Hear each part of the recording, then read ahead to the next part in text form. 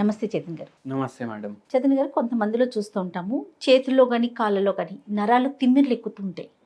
All of sudden అయిపోతుంది. పడుకుంటారు, లేచేసరికి ఒక చెయ్యి అంతా బాగా తిమ్మిరి అయిపోయింది, అసలు పని చేయదు, అంటే స్పర్శ కూడా ఉండదు, అట్లా అయిపోతూ ఉంటారు. మళ్ళీ విత్ ఇన్ మినిట్స్లో తగ్గుతుంది.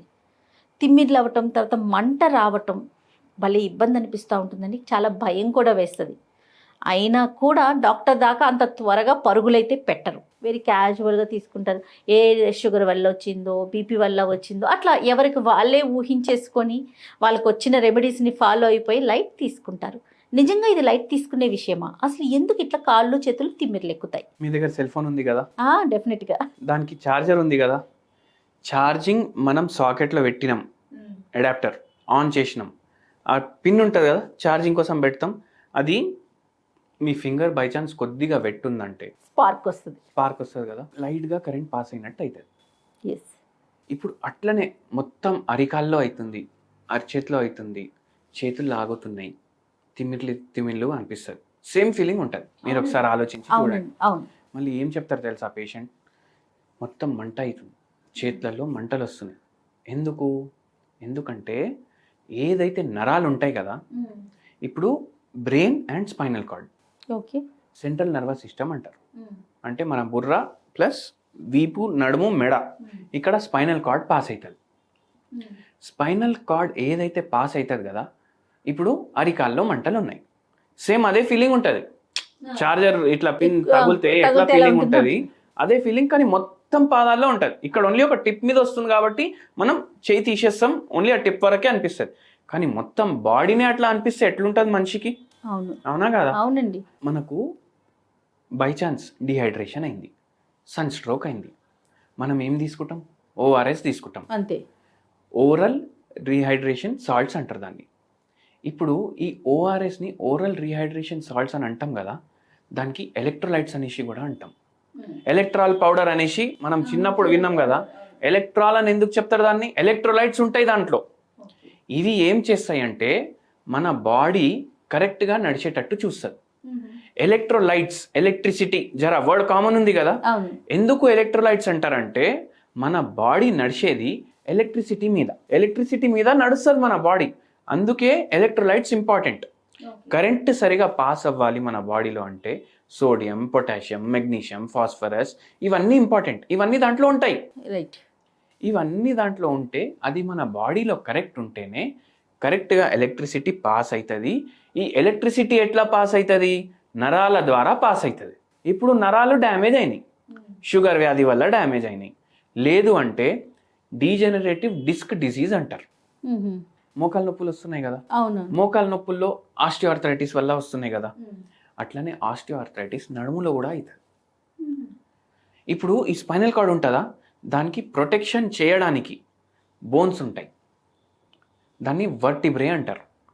అంటే మొత్తం స్పైనల్ కార్డ్కి చుట్టూ ఇట్లా రింగ్స్ లాగా బోన్స్ ఉంటాయి, దాన్ని వర్టిబ్రే అంటారు. ఇప్పుడు దాంట్లోనే ఆస్టియోఆర్థరైటిసో, ఆస్టియోపోరోసిసో, లేదంటే ఏమైనా డిడిడి అంటే నేను ఇప్పుడు డీజనరేటివ్ డిస్క్ డిసీజ్ అన్నాను కదా, లేకపోతే ఇంకా వేరే కాంప్లికేషన్ ఏమైనా అయింది. ఇప్పుడు అక్కడ అట్లా అయిందనుకోండి, ఇంటర్వర్టిబ్రల్ డిస్క్ స్లిప్ అయింది, డిస్క్ బల్జెస్ అయినాయి. అప్పుడు ఏమవుతుంది? ఆ నరం, మెయిన్ నరం బాడీది స్పైనల్ కార్డ్, అది కంప్రెస్ అవుతుంది. అది మెయిన్ వైర్ కదా, అవునవును, అది కంప్రెస్ అయింది. ఇప్పుడు ఏమవుతుంది? కరెంట్ మనకు ఎట్లా తగిలింది అట్లా ఒకటేసారి కరెంట్ వస్తుంది, ఒకటేసారి కరెంట్ పోతుంది. ఇప్పుడు మనం కంటిన్యూస్లీ స్విచ్ ఆన్ ఆఫ్ చేస్తే లైట్ బ్లింక్ అవుతుందా కాదా? ఆ వైరింగ్లో ఏమైనా ప్రాబ్లం అయితే ఇట్లా బ్లింక్ అవుతుంది లైట్. ఇక్కడ కూడా అది బ్లింకింగ్ అవ్వడం వల్ల, ఒకటిసారి ఎక్కువ కరెంట్ రావడం వల్ల, ఆ ఎలక్ట్రిసిటీలో ప్రాబ్లం రావడం వల్ల మనకి ఇట్లా అరికాల్లో మంటలు, కాళ్ళు లాగడం, చేతుల్లో మంటలు, ఒక్కొక్కసారి తల కూడా పట్టేసినట్టు, తలలో కూడా మొద్దుగా తిమ్మిర్లు అయిపోయి ఇక్కడ ప్రాబ్లం ఉంటాయి. ఇప్పుడు ఏంటంటే మెడ ఉంటుంది కదా, తలకు సప్లై చేస్తుంది, చేతులకు సప్లై చేస్తుంది, నడుము ఏమో కాళ్ళకు సప్లై చేస్తుంది. అయితే మీకు తిమ్మిర్లు ఎక్కడ వస్తున్నాయి, ఇట్లా షార్ట్ కొట్టినట్టు ఎక్కడ అవుతుంది? అయితే నడుము భాగంలో ప్రాబ్లం ఉంటే కాళ్ళకు అవుతుంది, మెడలో ప్రాబ్లం ఉంటే చేతులకు అవుతుంది. కొందరు పేషెంట్లు ఎట్లా వస్తారు? షుగర్ వ్యాధి పేషెంట్లు వస్తారు. షుగర్ వ్యాధి అన్కంట్రోల్డ్ ఉంటుంది వాళ్ళకు. షుగర్ వ్యాధి అన్కంట్రోల్డ్ ఉండి ఈ నరాల ప్రాబ్లం స్టార్ట్ అవుతుంది. ఇప్పుడు ఒక పేషెంట్ వచ్చారు, అరికాల్లో మంటలు, అరికాల్లో తిమ్మిర్లు, మళ్ళీ రైట్ హ్యాండ్లో నమ్నెస్ ఫీలింగ్ ఉంది, స్పర్శ వస్తలేదు. ఓకే. లెఫ్ట్ హ్యాండ్లో స్పర్శ ఉంది కానీ మంటలు ఉన్నాయి. అయితే మనం హోమియోపతిలో ఏదైతే సిమ్టమ్స్ ఉంటాయి కదా డీటెయిల్గా తీసుకుంటాం. ఇప్పుడు ఓన్లీ తిమ్మిర్లు ఉన్నాయా, నరాలది ప్రాబ్లం ఉందా, మందు రాసి ఇవ్వం. ఇప్పుడు లెఫ్ట్ హ్యాండ్లో మంటలు ఉన్నాయి, రైట్ హ్యాండ్లో స్పర్శ లేదు, మనం అట్లనే తీసుకోవాలి సిమ్టమ్, సపరేట్ సిమ్టమ్ లాగా తీసుకోవాలి. మళ్ళీ అరికాల్లో కూడా ఇట్లా చీమలు కరిచినట్టు అవుతుంది, తిమ్మిర్లు వస్తున్నాయి అంటే దాన్ని అట్లనే తీసుకోవాలి. అట్లా తీసుకొని ఇండివిజువలైజ్గా మన అప్రోచ్ ఉంటుంది. ఈ పేషెంట్కి కూడా అట్లనే చేసి మందులు ఇచ్చినాం, దేవుని దయతోటి తగ్గింది కూడా పేషెంట్కి. మళ్ళీ షుగర్ వ్యాధి కూడా మెల్లమెల్లగా రివర్స్ అయింది. అయితే షుగర్ వ్యాధి ఉంటే కూడా అన్కంట్రోల్డ్ ఉంటే కూడా ఈ నరాలు డ్యామేజ్ అవుతాయి. ఎందుకు? ఎలక్ట్రోలైటిక్ ఇంబ్యాలెన్స్ అయ్యే ఛాన్సెస్ ఎక్కువ ఉంటాయి పేషెంట్లకు. మళ్ళీ దాని తర్వాత ఏదైనా డిడిడి అయింది, లేదంటే స్పాండిలోసిస్ అయింది, స్పాండియోలిథియాసిస్ అయింది, ఇంటర్వర్టిబ్రల్ డిస్క్స్లో బల్జెస్ వచ్చినాయి, దాంతో కూడా మనకి ఇవన్నీ సిమ్టమ్స్ ఉంటాయి. అయితే నరాలు అందరికీ తెలుసు. చాలా మందికి ఏం డౌట్ ఉంటుంది, అరే నా నరాల్లో రక్తం పోతుంది అనేసి డౌట్ ఉంటుంది. కానీ రక్తం పోతలేదు, కరెంట్ పోతుంది. అది ఆ కరెంట్ కరెక్ట్ పోతేనే మీ బాడీ కరెక్ట్గా నడుస్తుంది. లేకపోతే ఇట్లా షాకులు కొట్టినట్టు, తిమ్మిర్లు వచ్చినట్టు అట్లా. దీనికి సరైన ట్రీట్మెంట్ ఉందండి హోమియోలో? పర్మనెంట్ ట్రీట్మెంట్ మనం ఎక్స్పెక్ట్ చేయొచ్చు అంటారా చేతన్ గారు? అయితే డీజనరేటివ్ డిస్క్ డిజీజ్ అనేసి నేను చెప్పినా కదా, ఒక్కొక్కసారి చాలా పాడైపోతాయి. అయితే న్యూరోలాజిస్ట్స్ ఏమంటారు, సర్జరీ చేయించుకోవాలంటారు. ఇప్పుడు మోడర్న్ మెడికల్ సైన్స్ ప్రకారం అయితే సర్జరీ చేయించుకోవాలి. అయితే ఒక పేషెంట్కి షుగర్ మొత్తం అన్కంట్రోల్డ్ ఉంది. ఆ పేషెంట్కి ఎక్కడైతే వర్టిబ్రే ఉండాలి కదా అవి జరిగిపోయినాయి. అండ్ దాంట్లో ఆస్టియోపోరోటిక్ చేంజెస్ కూడా ఉన్నాయి, డీజనరేటివ్ చేంజెస్ కూడా ఉన్నాయి. అయితే మన దగ్గర వచ్చిండ్రు, ఎవరు రెఫర్ చేస్తే మన దగ్గర వచ్చిండ్రు, సార్ నాకు ఒక్కటే అర్థం చేపియండి, నాకు ఒక్కటే మీరు సరే తగ్గుతుంది, నేనైతే తగ్గుతుంది అనేసి అంట. ఎందుకంటే హోమియోపతిలో అన్ని వ్యాధులకు ట్రీట్మెంట్ ఉంది, నేనైతే తగ్గుతుంది అనేసి అంట కదా పేషెంట్కి. పేషెంట్ నాకేమన్నారంటే, నాకు ఒక్కటే మాటకి సమాధానం చెప్పండి, డాక్టర్ ఏమంటారు ఓపెన్ చేసి సెట్ చేయాలి. ఇప్పుడు మీరు చేయి కూడా ముట్టుకుంటలేరు, ఎలా తగ్గుతుంది? ఎట్లా బోన్ మళ్ళా జరుగుతుంది, ఎట్లా జరుగుతుంది బోన్? అయితే నేనేం చెప్పినా, ఇది ఒక రోజులో అయినది 10 రోజుల్లో అయింది కాదు, మీరు స్టార్టింగ్ నుంచి గుర్తు చేసుకోండి. మీరేం పని చేస్తారని అడిగినా నేను. బ్యాంక్ ఎంప్లాయీ సార్ అన్న. మొత్తం రోజు కంప్యూటర్ ముంగట ఉంటారా? అవును ఉంటాను. ఒంగి చూస్తారా కంప్యూటర్ని? అవును చూస్తాను. ఎన్నేళ్ళ నుంచి చూస్తున్నారు? 15-20 ఏళ్ళ నుంచి నేను అదే పని మీద ఉన్నా సార్ అని అన్నారు. అయితే మీ పోస్చరే తప్పు ఉంది. పోస్చర్ తప్పు ఉండడం వల్ల మీకు స్టార్ట్ అయిన వచ్చు ప్రాబ్లం. మళ్ళీ షుగర్ వ్యాధి ఉంది. అయితే మనం ఏం చేస్తామంటే మనం మందులు ఇస్తాం. మన మందులు, హోమియోపతి మందులు డైరెక్ట్ నరాల మీదనే పనిచేస్తాయి. నరాలు ఉంటాయి కదా, అవి సిగ్నల్ పంపించాలి. ఒక మందు వచ్చింది బాడీలో, ఈ ఫలానా ప్లేస్లో ప్రాబ్లం ఉంది, అది సెట్ అవ్వాలి అనేసి నరాలు సిగ్నల్ పంపిస్తే ఆటోమేటికలీ బాడీనే సెల్ఫ్ హీల్ చేసుకుంటుంది. మీరేం చేయాల్సిన పని ఏంది? మందు టైంకి వేసుకోవాలి, పోస్చర్ కరెక్ట్ మెయింటైన్ చేసుకోవాలి. ఫుడ్ విషయంలో కేర్ తీసుకోవాలంటారా? ఫుడ్ విషయంలో డెఫినెట్లీ కేర్ తీసుకోవాలి. ఇప్పుడు షుగర్ అన్కంట్రోల్డ్ ఎందుకు ఉంది? ఎందుకంటే మన ఫుడ్ చక్కగా లేదు కాబట్టి. అంతేగా. అయితే ఫుడ్ విషయంలో మీరు జాగ్రత్తలు తీసుకోవాలి. ప్రోటీన్ కంటెంట్ ఫుడ్ ఎక్కువ చేయండి, ఫైబర్ కంటెంట్ ఫుడ్ ఎక్కువ చేయండి, కార్బోహైడ్రేట్ కంటెంట్ ఫుడ్ తక్కువ చేయండి. అంతే.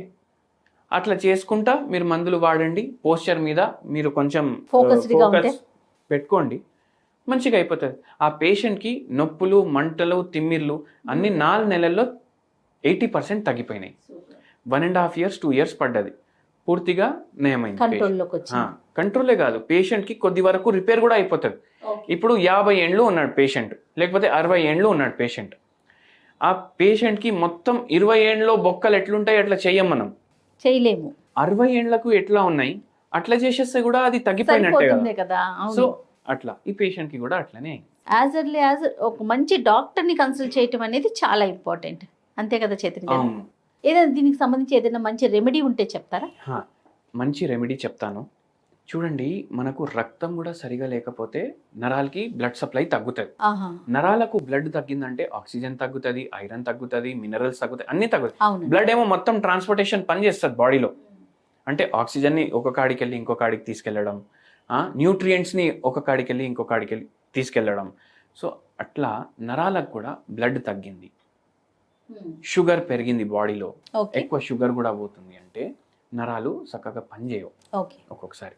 అయితే దీనికి మంచి హోమ్ రెమెడీ ఏంటంటే మునక్కాయలు ఉంటాయి కదా, మునక్కాయలు డైలీ ఏదో రూపంలో మీ డయట్లో మీరు ఇంక్లూడ్ చేసుకోండి. పప్పు చేసుకుంటే మునక్కాయలు వేసుకోండి, సాంబార్ చేసుకుంటే మునక్కాయలు వేసుకోండి, ఒకరోజు మునక్కాయ కర్రీ చేసుకోండి. మళ్ళా దీని లీవ్స్ది పౌడర్ కూడా వస్తుంది. అవును, మునగాకు పౌడర్ అది మీరు రెగ్యులర్లీ మీ డయట్లో వాడండి. ఓకే. దాని పొడి కూడా వస్తుంది. పొడి ఇప్పుడు పుట్నాల పొడి వేసుకొని మనం తింటాం కదా, దోశల మీద వేసుకుంటాం, అవునవును. అట్లా మునక్కాయల పొడి కూడా వస్తుంది. అది మీరు ఇంట్లో సెల్ఫ్గా ప్రిపేర్ చేసుకోవాలి. బయటికి వెళ్ళి తెస్తే ఏం ఆయిల్ వాడతారు, ఏం వేస్తున్నారు, ఎంత మునక్కాయలు వేస్తున్నారు మనకు తెలియదు కదా. ఇంట్లో చేసుకోండి. ఇంట్లో చేసుకుంటే మీరు హైజీనిక్గా ప్రిపేర్ చేసుకుంటారు. ఏది హెల్త్కి మంచివి ఆ ఐటమ్స్ వాడి ప్రిపేర్ చేసుకుంటారు. డైలీ 2 బుక్కలు మీరు రైస్ తోటి అది కలుపుకొని తినండి.